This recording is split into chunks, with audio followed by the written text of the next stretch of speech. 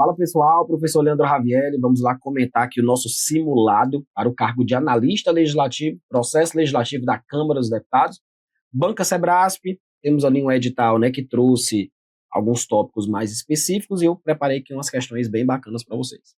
Bora lá. Questãozinha de número 129. Julgue os itens a seguir, os próximos, né, acerca de processo legislativo orçamentário.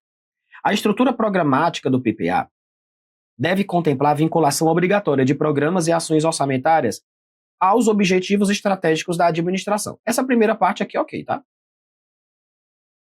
Sendo permitida a inclusão de despesas operacionais que não tenham caráter continuado ou relação direta com investimento de médio ou longo prazo. Não, gente, é vedado. Por quê? Porque quando a Constituição diz assim, para as despesas de capital e outras delas decorrentes, é daquelas que decorrem daqueles programas de duração continuada. Daqueles programas que geram investimento para a administração pública, para a sociedade. Então, uma despesa operacional que não tenha relação com caráter continuado, nem com os investimentos de médio ou longo prazo do governo, elas não entram no PPA. A banca eu ainda tentei justificar, né? Por serem consideradas despesas decorrentes dos programas de duração continuada. Mas ele já disse, ó, que não tem um caráter continuado. A questão está errada. 130. A LDO reforça o texto constitucional quando determina que as informações sobre a execução física das ações e resultado da avaliação e do monitoramento de políticas públicas e programas do governo devem ser consideradas, quando for o caso, como diretriz para a alocação dos recursos. Esse é o papel da LDO.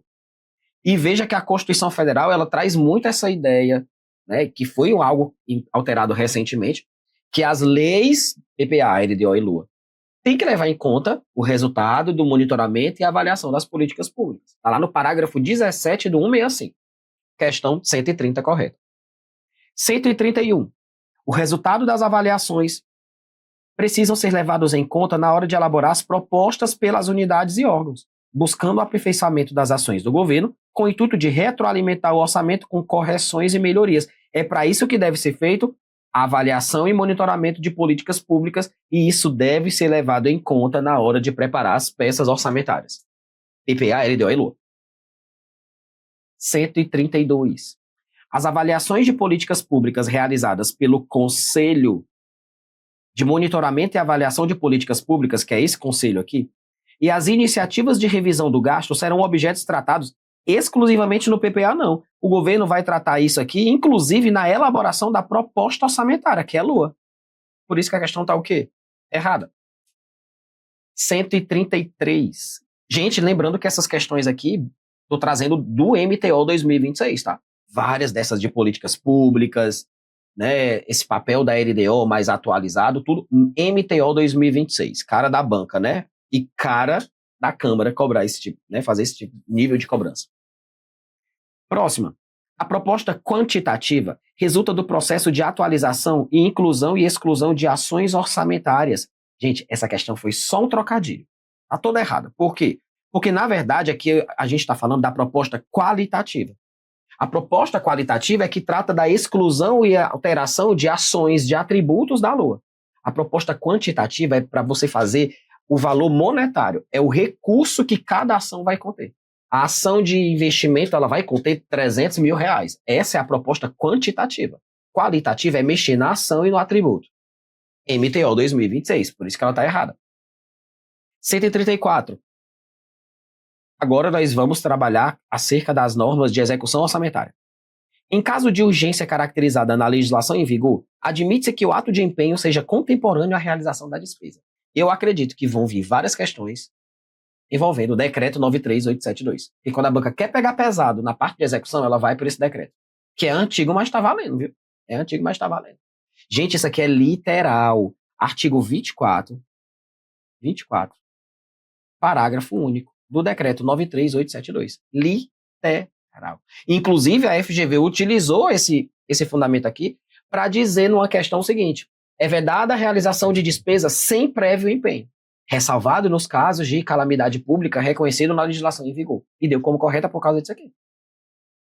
Porque toda despesa ela tem que ser realizada com empenho ter sido feito antes. Mas em casos específicos, se admite o ato de empenho concomitante. Ou seja, é uma urgência. Eu vou executar a despesa ali mesmo eu empenho. Vamos agora, vamos executar ali uma despesa agora. Empenha e já faz. Por quê? Aqui, ó. Decreto dá margem para isso. 134, correto. 135, mais uma questão também literal do decreto. Eu estou trazendo aí justamente para você memorizar alguns artigos desse decreto. Aqui é o artigo 38 do decreto. Não será permitido o pagamento antecipado de fornecimento de materiais, execução de obra ou prestação de serviço, inclusive de utilidade pública. Admitindo-se, todavia, mediante indispensáveis cautelas ou garantias, o pagamento de parcela contratual na vigência do respectivo contrato, convênio, acordo ou ajuste, segundo forma de pagamento nele estabelecida, prevista no edital ou nos instrumentos. É o caso justamente que a banca já dá isso aqui e ainda traz a exceção, questãozinha correta. 136. Não serão objeto de bloqueio ou de cancelamento por decurso de prazo os restos a pagar não processados relativos às despesas com o novo PAC. Gente, mais uma questãozinha do decreto 93872. Inclusive, essa é mais atual, viu? Essa daqui é mais atual. Artigo 69A do decreto. Existem despesas, gente, que, pelo transcurso do prazo, elas não vão ser nem bloqueadas, porque a regra é que eles ficam valendo até 30 de junho do segundo ano subsequente ao ano da inscrição. Mas tem despesas que não podem ser bloqueadas. Despesas do Ministério da Saúde, emenda individual, não pode, nem despesa relativa à emenda de bancada. E em 2023 o governo acrescentou isso aqui. Despesas relativas ao novo PAC também não podem ser bloqueadas. O saldo continua liberado para eles poderem fazer a liquidação. 136, correto. 137. Olha aí, estou pegando as atualizações da Lei Complementar 224. A LDO deve conter a estimativa global de incentivo e benefício de natureza tributária, financeira e creditícia para pessoas físicas e jurídicas. Gente, quem tem que ter isso aqui agora é a LOA. LOA. Alterações da LRF pela Lei Complementar 224. Artigo 5º, dê uma olhada nos incisos 4, 5 e parágrafo 8º, que foi o que foi alterado. Questão tá o quê? Errada. Isso aqui é LOA, não é LDO.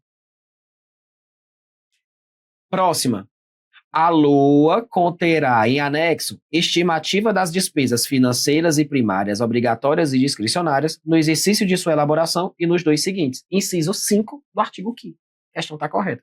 Muita gente deve ter errado, pensando, não, tudo que é exercício e mais 2 é LDO, né? É não, que agora a LRF traz isso também para a LOA, para a questão dos incentivos e benefícios, né, de natureza tributária creditícia.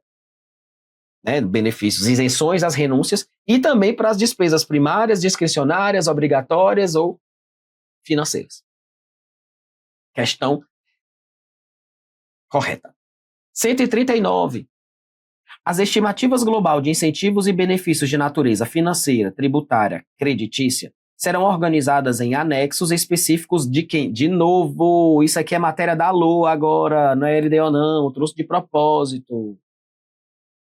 Com estimativa das renúncias no exercício de referência nos dois seguintes, questão errada. Artigo 5º, inciso 4 e inciso 5. Alteração, né, da LRF desse ano, recente. Essa alteração foi feita 4 dias antes do seu edital, viu? Só para você ficar ligado. 140. A Câmara dos Deputados pode deixar de incluir o nome do credor na nota de empenho, a despeito de ser um item obrigatório para tal documento. Ou seja, embora seja um item obrigatório. Uma vez que torna-se impraticável a emissão de um empenho para cada credor, tendo em vista o número excessivo de credores, que são os servidores. Questão correta, gente, com base no MCASP. Porque para todo empenho é obrigatório ter uma nota de empenho. Mas em casos específicos previstos na legislação, é dispensada a nota do empenho.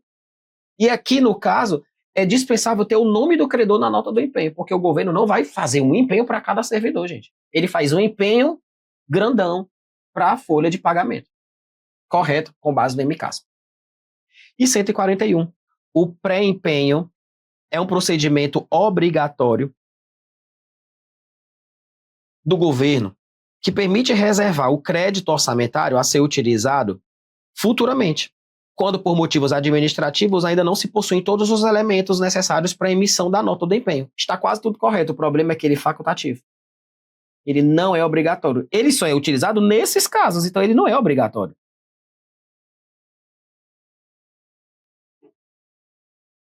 E ele é facultativo. O governo também não é obrigado a utilizar naquela situação. Ele pode, porque aí ele não perde a dotação. Às vezes a licitação começa ali em outubro e ela só vai terminar, sei lá, para fevereiro, um processo longo. Em fevereiro não tem mais como empenhar com o orçamento do ano passado, né? Então ele faz logo um pré-empenho para garantir, por conta desse processo que é longo, e ele garante aquilo ali, mas é facultativo, tá bom? 141 errada.